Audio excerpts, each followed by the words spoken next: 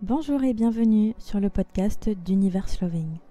Ma mission à travers ce podcast est de pouvoir vous accompagner, vous aider, vous guider vers une relation en conscience avec votre cheval.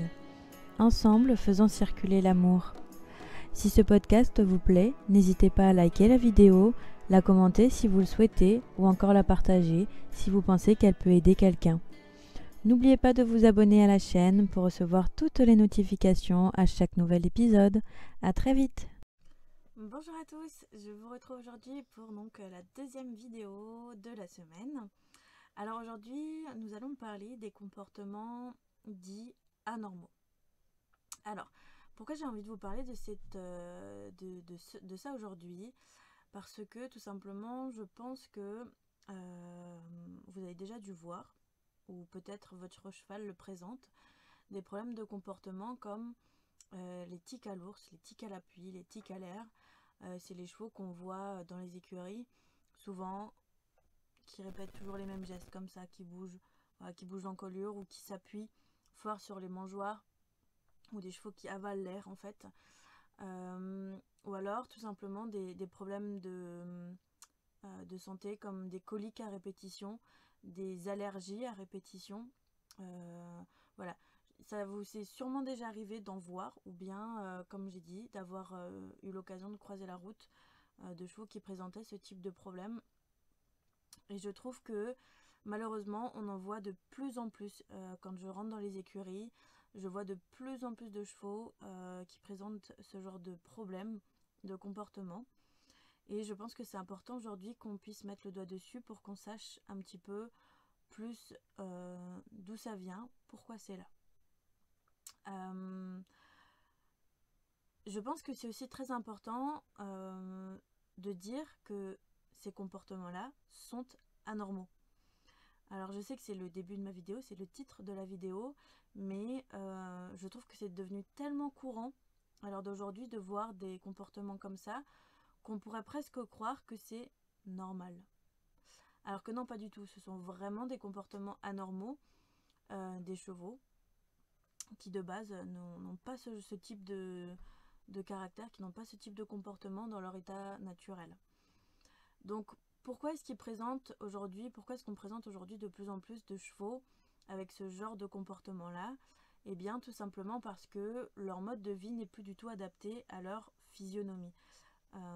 On a pu le voir, je ne reviendrai pas dessus sur le mode de fonctionnement du cheval, on a pu voir ça en détail dans la première semaine. Et aujourd'hui, voilà, vraiment les comportements qui peuvent découler d'un manque de considération du mode de vie du cheval, ce sont vraiment ces comportements-là.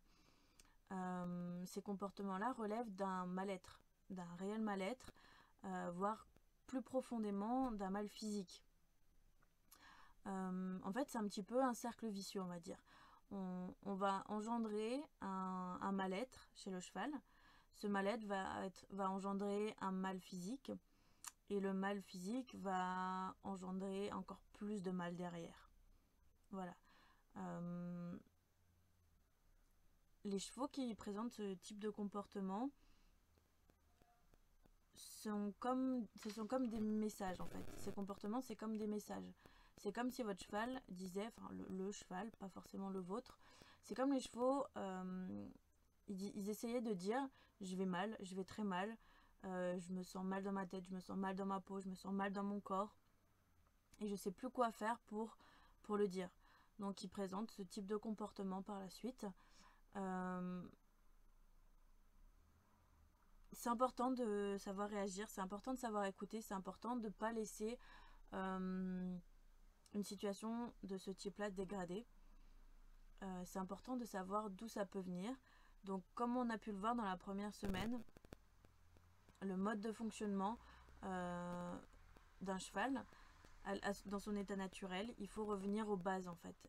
Alors je dis pas que si votre cheval présente un tic ou si un cheval que vous connaissez présente un des comportements anormaux qu'on a pu citer, faut tout simplement le mettre au pré et voilà, tout ira mieux. Non, ça vient pas de ça.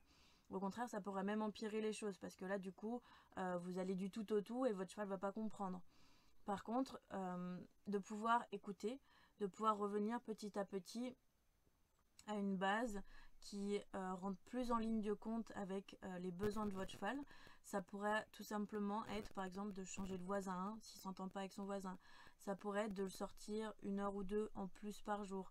Ça pourrait être de peut-être changer le programme de travail qu'il a.